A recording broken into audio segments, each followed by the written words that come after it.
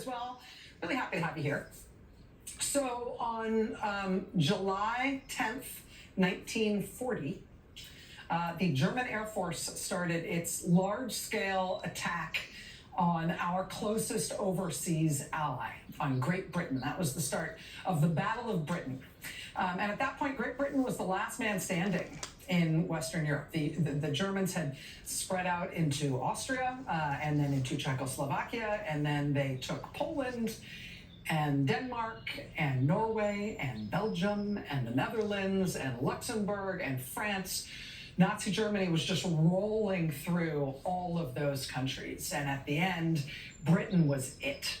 Starting July 10th, 1940, the might of the German Air Force turned its sights to destroying and ultimately trying to take Britain as well, because they wanted all of it. They wanted all of Europe.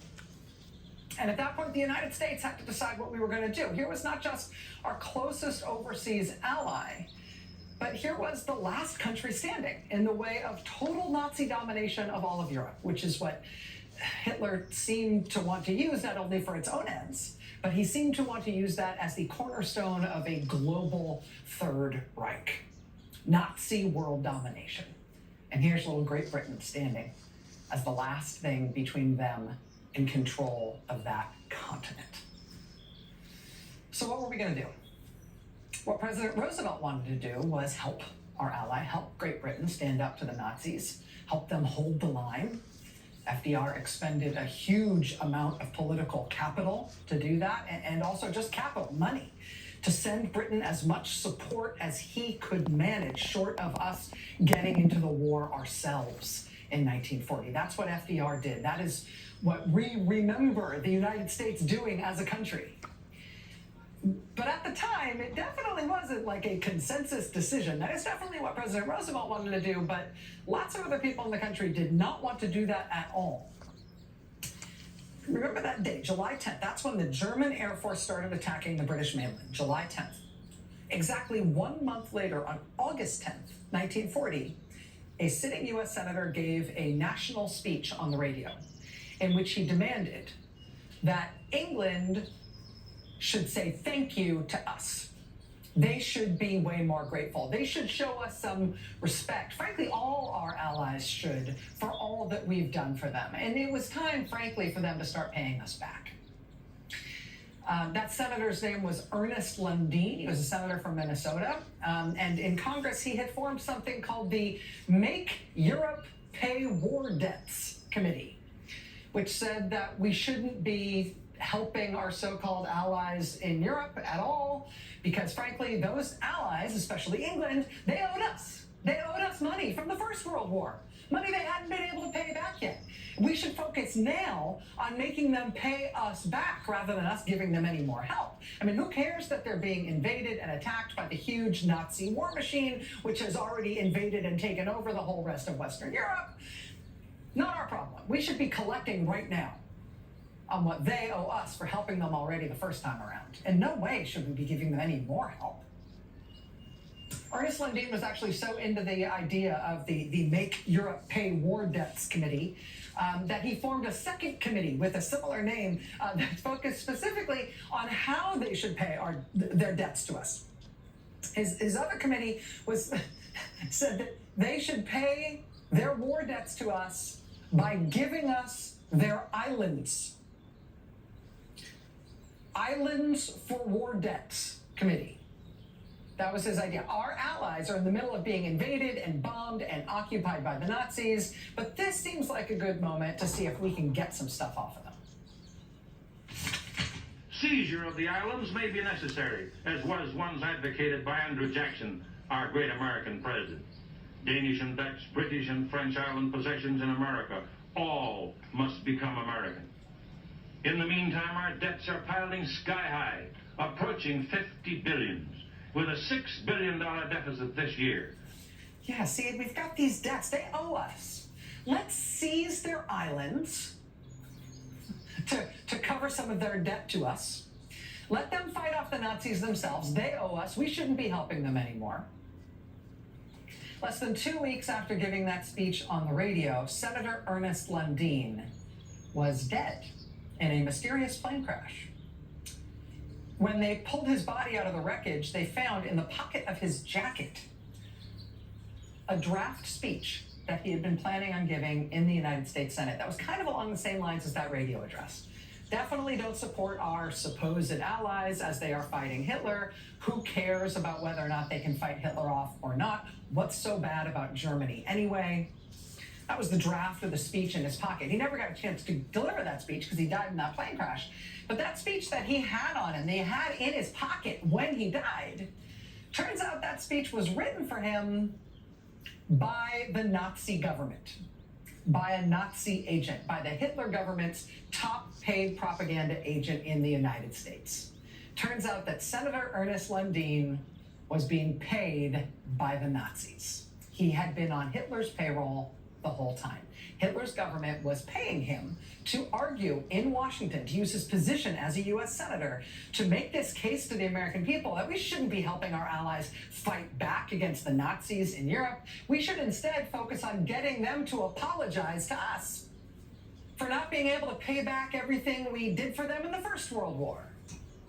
We should be getting them to show their gratitude to us now by figuring out what they can do, what they can give up of their own resources to prioritize paying us while they're fighting off the Nazis or whatever. That happened in August 1940. How was your day today? I have been told by a senior official here that nothing's going to happen with this minerals deal until Zelensky goes in front of cameras and makes an explicit public apology. 85 years ago, in 1940, Ernest Lundin was just a senator. He wasn't the president or the vice president. And ultimately, we did not adopt as a country this proposal that Hitler had stuffed into his mouth with a wad of cash, this proposal from him that we should refuse to even dig a grave for our allies, that we should not only refuse to help them, we should pile on them, make things even harder for them than they already were. We did not go along with that. Ernest Lundin died in that plane crash. Not long thereafter, he was exposed as a paid Nazi agent. And then he quickly was forgotten. We didn't choose his course 85 years ago. We chose to go with what President Roosevelt wanted to do. We chose a very different course. And in so doing, the United States not only stood up for our allies and stood against the Nazis, the United States became the leader of the free world. And now it is 85 years later, it's 2025. We're 6 weeks into Donald Trump's second term as president. And our ally, Ukraine, doesn't have any islands to give up to us. But they do have minerals, I guess, that we could take off them, that we could mine. And so under Donald Trump, our offer to our ally, Ukraine, as they try to fight off an invasion from Russia, our offer to them is that they should be so lucky that we would deign to take all of their minerals. They'd be lucky to get such a deal with us. In fact, they'll only even get that deal. They'll only get the privilege of us taking their resources off of them if they grovel for it. But even then, maybe not. And there's a lot going on. There's a lot to get to just tonight in this hour on this show. We're going to be talking tonight about the protests all over the country this weekend at national parks and at national historic sites, as Trump's massive and indiscriminate firings of the federal workforce have led to the first announcements that some parks will be closing down and no longer open to the public, even though those are our parks and our land. As rare winter wildfires race through North Carolina and South Carolina and Georgia tonight, forcing a state of emergency in South Carolina, forcing evacuations from multiple parts of those states. Tonight, we've got footage from the protest that was held today at NOAA, at the National Weather Service and the National Oceanic and Atmospheric Administration, where Trump has inexplicably fired meteorologists and the staff at the Storm Prediction Center and staff at the National Hurricane Center and the technicians who maintain radar systems for the Weather Service and the people who staff the Modeling Center that is the foundation for all our national weather forecasting capability. We will have more to come tonight on the protests today and this weekend that targeted the president's top campaign donor at some of his many businesses. The president has given his top campaign donor the right somehow to fire whole swaths of the United States government. Lots of protests against that campaign donor all over the country this weekend. We'll be taking a look at some of that, as well as the protests targeting the vice president when he made a genius decision to take a ski vacation in Vermont, which is apparently a place he has never Googled. One of the remaining senior officials at USAID clicked send on a report this weekend just before he was fired. The report detailed that agency's assessment of the consequences of President Trump and his top campaign donor just shutting off U.S. humanitarian aid and foreign aid full stop. USAID's assessment of what that will cause is a harrowing list, including nearly 28,000 new cases this year of highly infectious hemorrhagic fevers like Ebola and Marburg. 200,000 children this year paralyzed with polio. 18 million new cases of malaria this year. USAID says we can also look forward to a 30% global rise in multi-drug resistant tuberculosis just this year. A single case of multi-drug resistant tuberculosis, just for perspective here, costs about $150,000 to treat. We'll have a 30% rise in multi-drug resistant tuberculosis worldwide this year. Nicholas Enrich, acting administrator for global health at USAID, was told this weekend that he was being fired. He then clicked send on those reports. So even though he was being pushed out, at least the country would know what they are doing there and what the consequences may be. And now he has gone from that job. So there's a lot going on. There's a lot to cover every day. Increasingly with each passing day. But I gotta tell you, even just since Friday, since our last show Friday night, the litany of things that have happened, the litany of things Trump is doing specifically for Russia is a list that would make Ernest Lundeen blush. I mean, you might have seen the show that we did on Friday night. Even before today, even before this weekend, we had the Justice Department making a major change. Justice Department prosecutes foreign agents under the Foreign Agent Registration Act. Trump Justice Department announced they will no longer enforce the Foreign Agent Registration Act. The FBI and the Cybersecurity Division of the Department of Homeland Security, they both have election security units that monitor and combat foreign influence operations specifically targeting our elections. Under Trump, that FBI task force and that part of CISA, the cybersecurity agency, have both been shut down.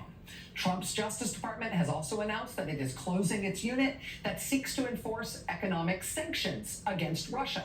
Task Force Klepto Capture is now gone. Russia kicked USAID out of Russia in 2012. Vladimir Putin has sought since then to demonize USAID and to try to get USAID kicked out of as many other countries as he can. Well, Trump decided that USAID would be the first agency he and Elon Musk would target to fully shut down. Last week, Trump specifically shut down the American project that helps Ukraine keep up its electrical grid.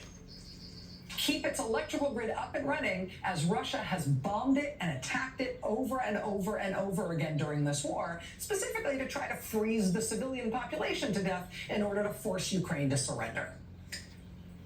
Before last week, the United States was the major source of assistance to Ukraine to keep its electricity on, to keep that grid up. As of last week, Trump has withdrawn that help. At the United Nations, under Donald Trump, we sided with Russia and against Ukraine and all of our allies when it came to a resolution marking the third anniversary of Russia's invasion of Ukraine. Trump now says that Russia should be allowed back into the G7. Trump sent a high-level delegation, a U.S. government delegation, to meet with the Russian government in Saudi Arabia. He says he's looking forward to meeting Putin himself in person. Maybe he will invite him to the White House. I fully expect that he will. Trump appointed a new director of the FBI who was recently paid $25,000 to appear in an anti-FBI propaganda film made by a guy who has been paid by the Kremlin to make pro-Russian propaganda. In his first day on the job at the FBI, he announced that he'd be moving 1,500 FBI agents out of Washington and that he'd mostly be working from home in Las Vegas. Also, that nobody has to wear a suit anymore at the FBI. The New York Times reports that he also, in his first meeting with FBI agents, seemed to not know that intelligence and counterintelligence are two different things. Quote, Mr. Patel used the words intelligence and counterintelligence, quote, interchangeably, suggesting that he was confusing them, according to half a dozen people familiar with the call. That's FBI. However, how are things going over at CIA? Well, at CIA, they are carrying out the largest mass firings in 50 years. And then they sent a list of CIA employees to the White House in an unclassified email. CNN now reports on a new naval intelligence document which says our foreign adversaries, including Russia, have, quote, directed their intelligence services to ramp up recruiting of U.S. federal employees working in national security, targeting those who have been fired or who feel they could be soon. The Washington Post now reports that at the National Nuclear Security Administration, among the people Trump mass fired and then belatedly tried to rehire were people, quote, with Q-level security clearances, which gives them access to America's nuclear secrets. Nuclear nonproliferation experts in Washington warned of the risks of firing such workers who have knowledge that is highly valuable to rogue states and terrorist groups. One senior Trump advisor has now publicly suggested that the U.S. should break up the so-called Five Eyes intelligence sharing arrangement that we have with our closest allies, including Great Britain, Canada, Australia, and New Zealand. And again, these are all things we ran through most of these on Friday. But honestly, just from a news show's perspective, you need a whole team just assigned to this beat of how fast is America becoming Belarus? I mean, I know Trump's in a hurry, but at this point, I mean, we're just deciding whether we're going to be called Trumpistan or Ameristan. Which one polls better? I mean, either way, 6 weeks into this term, what is on President Vladimir Putin's wish list that he is not getting? Trump is inviting the Russians to establish a full diplomatic presence in the United States once again, to reopen their embassy at full strength and all of their consulates. Headline on that at CNN, Russia sees talks with U.S. as an opening to rebuild its spy networks. The cybersecurity publication Recorded Future was first to report this weekend that Trump has now told U.S. Cyber Command to stand down in all of its operations targeting Russia. From the New York Times, quote, over the past year, ransomware attacks on American hospitals, infrastructure, and cities have ramped up, many emanating from Russia. Sabotage efforts in Europe, including suspected Russian attempts to cut communications cables, mysterious explosions, and Russian-directed assassination plots, have also accelerated in the past year. The U.S. until now has been central in helping European nations fight back, often in covert cyber operations, but now that cooperation could now be in jeopardy. With, again, U.S. Cyber Command being ordered to stand down its operations against Russia. Yesterday, Mike Turner, Republican congressman, former Intelligence Committee chair, told Face the Nation on CBS, hey, that can't be right. They asked him about those reports. He said he was, quote, certain that the Trump administration could not possibly have told Cyber Command to stand down on Russia. But yeah, believe it. In fact, they have. Tonight, they demanded the resignation of the chief of the FBI's New York field office, who spent most of his career investigating or supervising counterintelligence cases. Tonight, he has been forced out. Tonight, U.S. stock markets have tanked because we are imposing huge tariffs on our two closest trading partners, on Canada and Mexico, as of midnight tonight. We're also, for some reason, sending Stryker Brigade combat vehicles to our border with Mexico, while threatening to send U.S. troops over the border and into Mexico. Tonight, Reuters reports that the White House has told the U.S. State Department and the U.S. Treasury to start removing sanctions on Russia. And tonight, of course, they have made it official that we are full stop cutting off the aid we have been providing to Ukraine. The aid that Congress approved and that Trump therefore does not have the legal power to stop, but he is stopping it anyway. Again, Ukraine doesn't have islands that we could seize, but presumably if they did, we'd have them by now. Who is this for? I mean, tell me who is the swing state voter in Pennsylvania or Nevada or North Carolina whose issue in this election was, I don't think Vladimir Putin is getting enough of what he wants. Tell me who is the median voter in some bellwether county in Arizona who thinks, you know what? Russian cyber attacks have gotten so bogged down and difficult. It's getting so it's really difficult to just ransomware a hospital in Arizona these days. Isn't there anything we can do to help with that? Is there a single voter in the United States who thinks that Canada is the bad guy in the world and Russia is the good guy in the world? And so let's threaten Canada and learn Russian. Is there anyone? Who is this for? And what did they do to get all of this? What has Russia given up to get this list of things that they have received in the first 6 weeks that Donald Trump has been back in the White House? He's the deal maker, right? What's the other side of the deal? This weekend, the foreign policy chief of the European Union said, quote, the free world needs a new leader. The rest of the free world is trying. This weekend, the Prime Minister of Great Britain and the President of France announced that they would form a new coalition of the willing to support Ukraine. And they hoped they might get support from the United States for that effort. The United States, our government, has changed sides in the world. And it seems pretty clear they will not be doing that.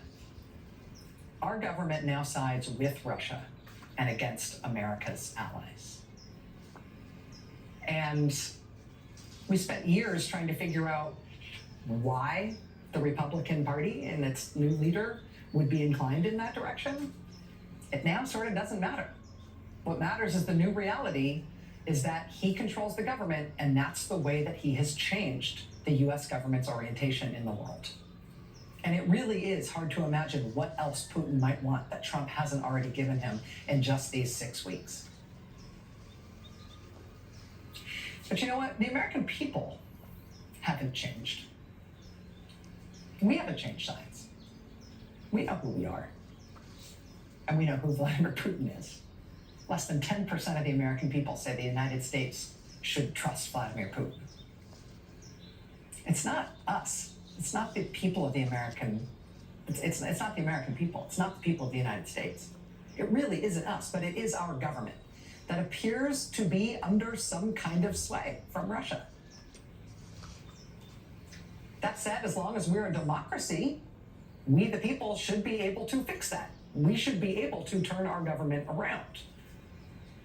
I don't know how long it will take or by what means it will happen, but the government of this country and the people of this country have two radically different ideas about whose interests the United States should serve. Whether the American people come up with a way to fix that divide or not is going to determine the course of world history.